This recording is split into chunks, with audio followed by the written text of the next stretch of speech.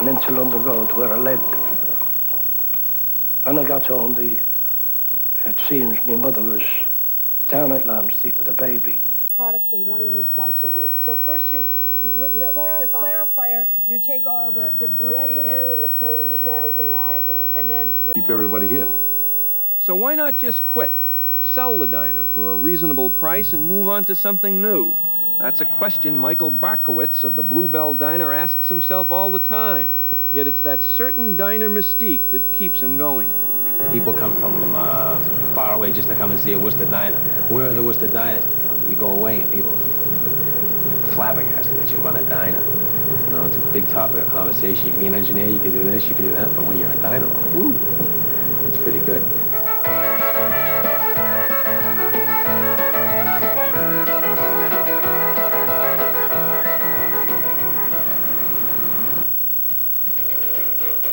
Some are probably, I can't tell you that any that are particularly greasy. Well, not this one. We're very picky. Like I said, we close at 2:30, but we spend a good hour, hour and a half cleaning it. Devoted to diners. More in a moment. Good morning. It is Thursday, April 2nd, 1992. I'm Monica Gale. And I'm Russ Mitchell, and this is CBS News Up to the Minute. Scientists are calling it one of the most important space missions ever. In just a few hours, the space shuttle Atlantis will glide back to Earth. The shuttle is scheduled to land at the Kennedy Space Center in Florida about 6:23 Eastern Time. But in case of bad weather, the spaceship has enough food and fuel to last until Saturday. Its touchdown will end 9 days of research that should give our world new ammunition in the battle against global warming. Camera angle now being adjusted by the Integrated Communications Officer at Mission Control. The crew of 7 astronauts and a suite of scientific instruments will have sent back an astonishing 900 billion bits of information by mission's end. The main task of the mission, that started with a fiery liftoff March 24th, was to map the Earth's atmosphere and how it interacts with the sun and man-made pollutants. It's hoped the information gathered from the flight will help scientists develop solutions to ozone depletion and global warming before they become catastrophic problems. Various scientific instruments again. Earlier in the mission, the shuttle crew created its own auroras, filled with gleaming shooting stars with a Japanese-built electron gun. But the gun blew a fuse after excited astronauts fired it 210 times. Other than that, NASA scientists say the mission was almost trouble-free, and this morning's pre-flight checkout of steering systems showed no problems. Scientists plan 11 missions over the next decade to study the Earth's atmospheric problems. The new head of NASA is urging the agency's employees to do their best to give the American taxpayer a better return on his or her investment. Daniel Goldwyn made the remarks in his first public appearance since confirmed as a replacement for Richard Truly, who was forced out under White House pressure. One person is dead after a mountain of snow slammed into a Utah ski slope. The avalanche broke loose near a tram route between Hidden Peak and Little Cloud Run. Rescuers uncovered a man who was flown by helicopter to a Salt Lake City hospital. He was pronounced dead on arrival. Police could not confirm reports that a second person may have been trapped in the slide. 2 Los Angeles area teens are hospitalized this morning after being rescued from a rain-swollen river. A 15-year-old boy took the ride of his life. He said he was boogie boarding on the river when he lost control. The boy rode the waves more than 3 miles. At one point, a firefighter lowered by a helicopter grabbed the boy, but he couldn't hold on. Finally, he was swept into calmer waters and was able to grab hold of a tow line and was pulled to safety. He is suffering from hypothermia and has a few bumps and bruises, but he should be released from a hospital later today. In other news this morning, U.S. dollars are headed to help bail out the republics of the former Soviet Union. President Bush is promising to contribute to a $24 billion international aid fund. CBS News White House correspondent Susan Spencer has the story. For President Bush, the multi-billion-dollar aid package is a way to help the republics. For candidate Bush, a way to play his foreign policy cards again. We have a major stake in the success of democracy in Russia and in these other states. The cost of doing nothing could be exorbitant. Critics, especially ex-President Nixon, have been yelling that for weeks. But as long as Pat Buchanan was blasting him on foreign aid, you did not hear George Bush pleading for more help for the republics. Now, with Buchanan dormant and Bill Clinton delivering a big foreign policy speech, well, what better day than this? So this isn't any Johnny-come-lately thing, and this isn't driven by election year pressures. It's what's right for the United States. The plan includes U.S. contributions to a $24 billion multinational fund, part to stabilize the ruble, part to restructure the republic's economies. A $12 billion increase in U.S. commitments for loans, and just over $1 billion in indirect farm aid.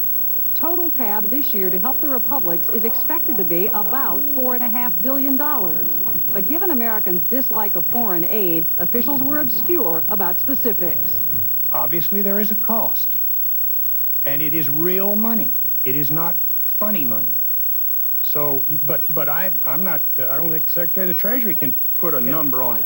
Even with the price tag smudged, this will be a hard sell in an election year. We do have to stop the politics on this one. We have to talk about this, doing this together. This is an investment, an opportunity that we can't afford to pass up. Otherwise, the cry would be, who lost Russia?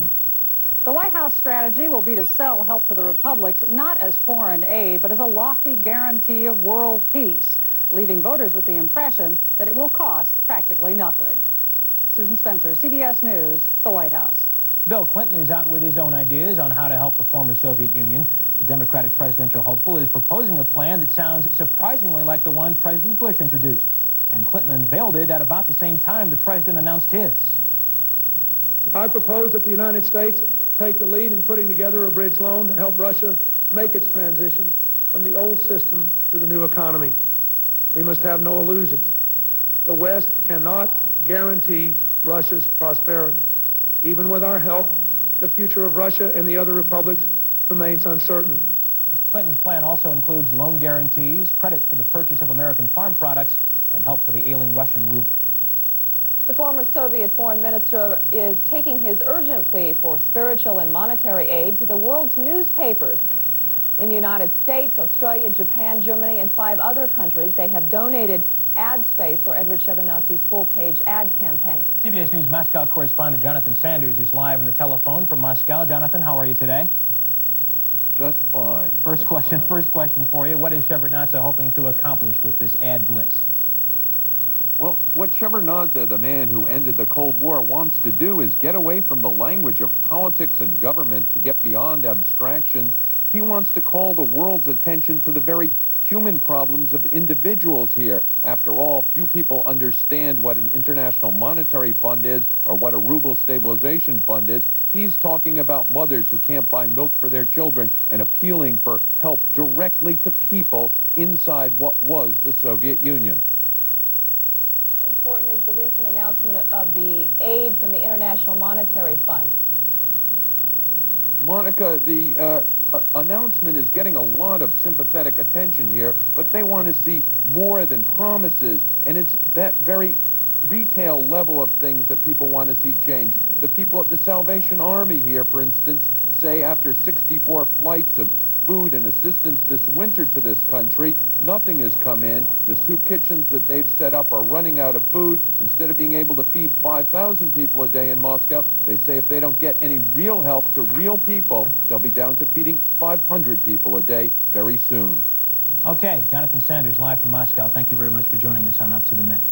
And when CBS News Up to the Minute returns, we'll tell you about an astronaut grounded by cancer. Plus, Up to the Minute medicine.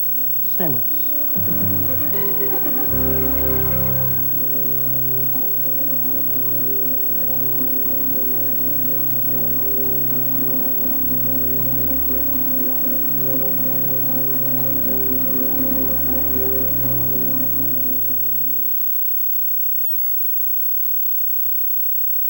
Can I talk to you for a second? Sure. All right, I admit it, I was wrong. You worked wonders with Freckles, and I didn't even think it was possible. Well, Gary, all dogs can be trained. You just have to know how. The secret to training is to understand training from your dog's point of view, so your dog can understand what you want him to do. Easy for you to say. I mean, I spent months trying to get him to do things that, well, you had him doing in minutes. It's really easy, Gary. It's just you that needs the training. I needed the training. Well, okay. But luck was with me. Joel had prepared his entire training course in a complete package. What a lifesaver. This incredible program is a step-by-step, easy-to-follow course, and it works. It's powerful. Joel created this for people like me. people who want their dogs to be fun, happy members of the family. In this course, Joel shows you exactly how to get your dog to do what you want, to behave perfectly, using the proven behavior modification technique he's perfected after years of working with animals. These techniques are, of course, completely harmless and involve no punishment whatsoever. Instead, you discover how to teach your dog by understanding your dog's point of view. You'll see how easy it is to help your dog know what you expect. In just minutes a day, and I'm not kidding, only minutes a day, I saw how to get Freckles to stay, to come, to not leap up on people, and more. If I hadn't seen it with my own eyes, I never would have believed it. Joel's program works miracles. In a lot of ways, having the program was even better than attending classes in person, because I could review the tape anytime I wanted, or even show it to the rest of my family so they could see the right way to handle Freckles. And that's when I remembered all those people in the class with problem dogs. Now, those people were lucky enough to go to Joel's classes. But what about the thousands of people all over the country who can't? People with dogs that are driving them crazy, dogs that are hard to housebreak, or bark all the time, or they run away, or they chew on their furniture. Wouldn't those people benefit from a program like this? Of course they would, and you can too.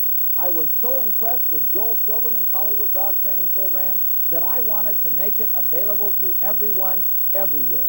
With this remarkable program, you are going to learn how to literally housebreak your dog in just minutes a day. You're going to learn how to get your dog to sit, to lie down, to come when you want your dog to come, to retrieve, to beg, to wave, to shake hands. Any of these behaviors you are going to learn how to do in just 10 minutes a day. And the results are guaranteed. If you go to a dog trainer, you are literally going to spend $300 to $500. If you go to Joel Silverman, you will spend much, much more. With this remarkable program, you can get Joel Silverman to train your dog for a fraction of that cost. That's right, only $99. And through this program, Joel Silverman will train your dog to be the dog you want it to be. Let me show you some of the remarkable items included in Joel Silverman's Hollywood Dog Training Program. First, he has his dog training video, 60 minutes of the most updated step-by-step instructions that you can find today. This is a program that works. He teaches you how to train your dog in literally just 10 minutes a day, and you will see results in less than 1 week. In addition to the videotape, he takes you through step-by-step secrets that will show you how to train your dog. Now, in addition to that, Joel Silverman has prepared 4 audio cassettes that teach you how to be a trainer. The first one is called Understanding Your Dog. You learn to think as your dog thinks so that you understand how to train that dog from your dog's point of view. The second tape is called Basic Training. He teaches you how to teach the basic behavior program that you need your dog to learn. All of the basic behaviors. The third one is called More and Better, and this teaches the more advanced program. This teaches your dog how to do the same things that you see on television. The last one is called Teaching Greatness. Your dog becomes the dog you want it to be. And this entire program, every single thing, is only $99. And if you call now, Joel Silverman will also include the Healthy Dog Cookbook, tips and techniques that make your dog the healthy dog that you want it to be. Now, this is a program that works. Let's listen to what other people have already found using this exact same program. The video was just great. It was like having my own trainer in my own home.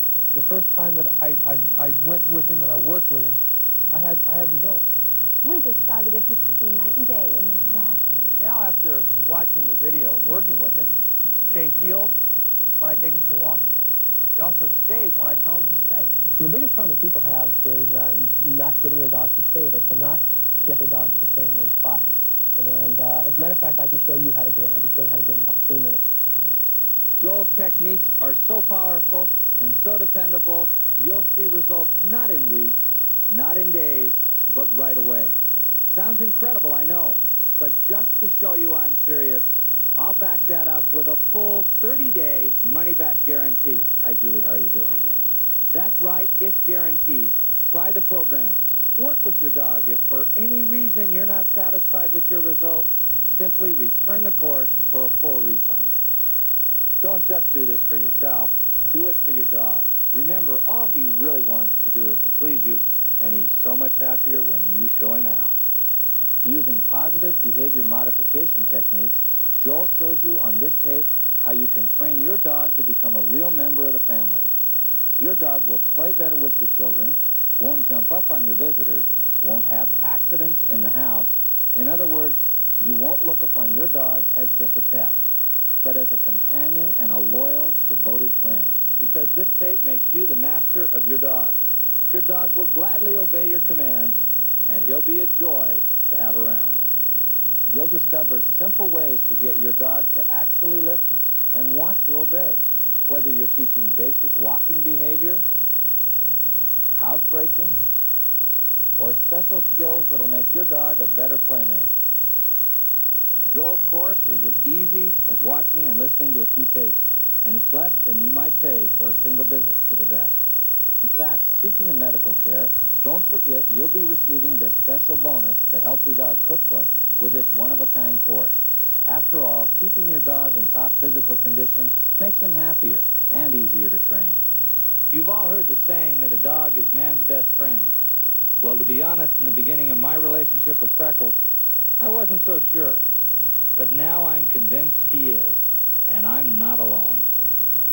Babe is almost 10 years old, and it's been a good 5 years since we've done any serious training with him, and he picked this up real quick. It's very easy, very positive. I've already recommended Joel's program to everybody I know who has a dog. Every neighbor in the neighborhood is trying to do the same thing. I said, use Joel's program. Because I go out and I show off. You know, we have neighbors, and I go out and say, oh, to sit. Like that. He just sits down. I tried to train him before, but I really didn't know how to do it right. So it never really worked. I'd get real frustrated and say, oh, you know, he can't be trained and stuff. But now I learned the right way, and it worked great. I would recommend this course to absolutely anybody. Anybody who's got a dog, if you're not using Joel's course, you're missing out on an opportunity to turn your dog into a great animal. Joel taught me, first of all, through the video, that I was to be extremely consistent, which I knew in my head, but I hadn't bothered carrying out. He also taught me that it was okay to have places that I just did not want this dog to be, and he taught me how to keep him out of those places. I would recommend it to anyone who has a dog. I mean, there's so many people out there who have dogs who they spend time with them, they love them, and they wish that they would do the things that they want them to do. It's easy. It's easy. Joel and his video have helped Captain and I to like one another. What I've done with these tapes is I've taken all of my knowledge that I've learned over the past 13 years as an animal trainer and put it all into one tape. And by putting it into a tape and taking everything that I've learned, what we've done is we've actually let people take me home with them, me as a trainer home with them, watch the tape. If they have problems with the animal, they can go back to the tape, refer to certain things, and maybe in the next couple of months, if they get another dog, three or 4 months later, they can actually refer to the tape again. They don't have to go to another obedience class. And the most important thing is they actually get a knowledge of training, and they become a trainer. I make people trainers. And he does make people trainers, and he will make you a trainer. Joel Silverman will teach you how to train your dog in less than 10 minutes a day, and you will see results in less than 1 week. This is a program that is guaranteed to work, and it is like no other, and it is easy. Let's listen to how easy this program really is. Very easy. I just watched what he was doing, and it was very easy to understand and just follow right away. And WOKV General Manager Jeff Dorff took the microphone and apologized. big part of our function is to entertain you. And if you weren't entertained this morning and if we caused you problems, we certainly apologize. The intent was to follow a tradition in the radio business, which is to do a zany type of humorous event on April Fool's Day. Dorff says listeners were even given clues that it was all a joke. The first interview we did just after 6 o'clock from a purported airport spokesperson who we identified as Theodore Geisel of the airport. Most people may recognize that Theodore Geisel is the late Dr. Seuss. Jacksonville actually does have an emergency landing site for the shuttle, but it is not at Jacksonville International Airport. One more thing to tell you. In the spirit of April Fool's Day, an airport official said he would not be surprised if the next time someone from that radio station flew, their baggage might end up in space. Touche. Might be the truth. That's going to do it for us. We'll be back. That you can learn. You can teach your dog to sit. You can teach your dog to stay. You can literally housebreak. Shocking photography. Join acclaimed naturalist David Attenborough for a close encounter with raw nature as you've never seen it before. Violent footage shows you the thrill of the hunt and the strategy of the kill, the relentless drive to continue the bloodline, and the miracle of birth. Call now and receive Hunting and Escaping for $9.99 and see up close why the law of the jungle is kill or be killed. Try Hunting and Escaping. If it captures your interest, you can get other videos about every other month. Each tape explores the harsh realities of survival in the animal world. People magazine calls Trials of Life visually stunning. See the deadly art of survival in the wild with Trials of Life. Some scenes may not be suitable for younger viewers. Take a walk on the wild side with Trials of Life. Call now to order Hunting and Escaping for $9.99 and find out why we call them animals. To order your Trials of Life video, call 1-800-526-7800. That's 1-800-526-7800. Or send $9.99 plus $3.23 shipping and handling to Trials of Life, P.O. Box 1880, Department 02, Alexandria, Virginia. Or call 1-800-526-7800. Tomorrow, she's outspoken, she's under attack, and she fights back. The self-proclaimed equal partner. Pat Buchanan tried to make opposition to foreign aid a big issue. Now he's more or less a goner. Bob Kerrey tried to oppose foreign aid as an issue. He's a goner. Jerry Brown's trying to oppose it. We'll see what's going to happen to him. But isn't it pretty clear now that opposition to foreign aid, this new isolationism that you endorse, is not as popular as a political issue as some people thought just a few months ago? First of all, Mike, let's not get involved in the name-calling of isolationism. Nobody's an isolationist in this country. Stick to foreign aid. Well, I think it's important if presidential candidates raise the issue, they also tie it into the issue of excess military spending and the fact that both of them have had a detrimental impact on the U.S. economy, that we are continuing to subsidize you haven't other answered nations. One question I've asked you this entire program. Let me try again. Isn't it clear that opposition to foreign aid, which is something you feel very strongly about, has turned out not... Well, only seats 6,000, a third the size of the planned Los Angeles location. Well, are you wondering how Monday night's Oscar ceremonies did in the ratings? Well, here's the answer in the Hollywood Minute. This is Dennis Michael with the Hollywood Minute. The Oscars were a smash. The AC Nielsen rating service indicates the Academy Award broadcast Monday night had a 29.8 rating and a 50 share, which means 50% of the sets in use in the United States on Monday night were tuned to Tinseltown. It was the third increase in audience size for the Oscars. Democratic presidential contenders try something new, a debate on foreign policy. And 1991 is called an unparalleled disaster for corporate America. Coming up later in the half hour, weather and sports, we'll hear more about what the candidates are saying on the campaign trail and what's on page 1 and page 30, probably, a look at today's newspapers from across the country. But first, the news. Aaron? Well, the White House has been playing a delicate juggling act of late, balancing domestic needs with demands for aid to the old Soviet Union. So yesterday, when the president announced plans to contribute $6 billion to an international plan for Russia, he tried to tailor it for domestic consumption. Here's ABC's Ann Compton. President Bush returned to the role of world leader to announce the U.S. must join other powers and help pay $24 billion for democracy to flower in the former Soviet Union. But he could not escape the role of domestic budget keeper, promising the U.S. share will not drain taxpayers' pockets in tight economic times. It's not a tremendous amount of money. Our commitment is very, very substantial. In fact, it proved near impossible for the president's team to explain exactly how much money and where it would fit in the budget. It was not difficult to explain where the money would go, most of it to Boris Yeltsin's Russia, because he has made the most progress toward economic reform. Even though most leading Democrats agreed it is time to lay politics aside, some in Congress continue to question the president's focus. Where's his plan to help Americans trying to make a buck here at home? The White House does hope to sell the aid package as a domestic necessity. The president says the U.S. won the Cold War and losing the peace would carry a staggering price tag, one he won't even contemplate. Ann Compton, ABC News, the White House. There must have been something in the air yesterday because President Bush wasn't the only one talking about foreign policy. The two Democratic presidential contenders were doing the same, giving a rare look at their views on the world scene. ABC's Chris Bury has that story.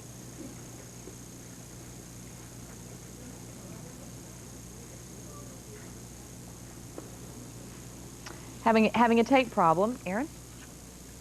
That's what you do right when we have a tape problem, Throw Aaron. it to you. Aaron, it's your fault. Aaron? Wow. Over the past 5 years, the U.S. has seen a steady rise in the number of bank failures, but federal regulators now say they will slow down the number of bank closings this year, and the Federal Deposit Insurance Corporation expects to have enough money to handle failures by increasing the premiums that healthy banks will pay. Just one problem that doesn't seem to go away, the crisis in the nation's savings and loan industry. Yesterday, the House of Representatives rejected a White House request for another infusion into the Resolution Trust Corporation. Now both parties are scrambling to figure out another way to keep the agency running for the next 6 months. The RTC was created to oversee the S&L bailout. Lisa? Stop me if you've heard this before. The two Democratic presidential contenders were debating foreign policy yesterday, and ABC's Chris Bury has that story. The Democratic race took a rare detour into foreign policy. Last night, in a TV debate, both Governor Clinton and Jerry Brown supported the president's plan for aid to the former Soviet republics, though both had reservations about it. He could have given the outlines of this policy months and months ago, and he didn't because he was tacking to the isolationism of Pat Buchanan. I think it's good, and obviously we have to be a part of the international family, but still they can't seem to get it right that we must be strong here at home. On defense, both Clinton and Brown called for cuts in the size of American forces overseas, though Brown would cut much deeper. On Israel, particularly important to New York's Jewish voters, Brown is more critical of Israeli settlements. I think it would really help if Israel would stop those settlements now, but I don't want to in any way put the pressure on them so you give a false signal and weaken the process. Earlier, Clinton, in a major foreign policy speech in New York, criticized President Bush for favoring the Arab nations in the Middle East peace talks. By repeated public attacks only on Israel, this administration has damaged its ability to act as an honest broker. For Clinton, the speech was a chance to appear presidential in his grasp of foreign policy issues. That seems less of a concern to Brown, who insisted that foreign policy mattered less to him than attacking the urban problems of places like New York. Chris Bury, ABC News, New York. If you live in the Great Lakes states or on the East Coast, you are waiting desperately, patiently for spring. You may not want to hear this, but we must tell it anyway. It's winter, and it's still here. Snow will fall from western Pennsylvania all the way up into Maine. In the Southwest, expect another wet day. They've had a bunch. The rest of the nation should be sunny and pleasant and spring-like. Record highs, in fact, continue in the Pacific Northwest. Here's the forecast now in the Amish country of healthy. A lot of foods are wearing that name. And yeah, they may have the numbers to back it up. But do they have a taste that'll make you want to eat them? Now this is Healthy Favorite Smoked Turkey. Because all of you now think your moral duty is to try to take whatever I say and twist it into the worst possible way. I didn't say I didn't try. But you said you didn't inhale it. I didn't. I tried. I had never smoked a cigarette in my life. I've still never smoked a cigarette in my life. I tried to do it. I didn't. The difference between you and me is that I didn't sit there and calculate that. That woman was the first person that ever asked me the direct question, that I could recall anyway, about when I was overseas. So I said I tried it a couple of times in England. I'd never smoked a cigarette. I had difficulty doing that. It didn't do anything for me. And I'd always been a control freak because I grew up in an alcoholic family, which I told everybody. and I didn't want to be out of control anyway. But I tried it. I acknowledged trying it. I don't care. What difference does it make whether I inhaled it or not?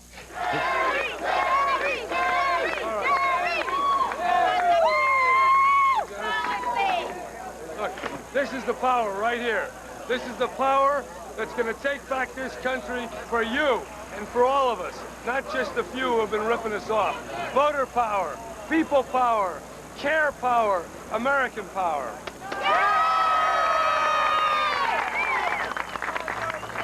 Hey, this country's got the money, we've got the people, we've got the technology. All we need is the solidarity of the union movement, the environmental movement, the people movement, the New York movement. The people of this country can take it back. And you're looking at a winning coalition. You know, Reverend Jackson has made this rally available, and we're going to make him available as the next vice president. I intend to serve our party and our country, and if the nominee of our party were to seek my support as a partner, the convention were to ratify it, I would be honored to serve.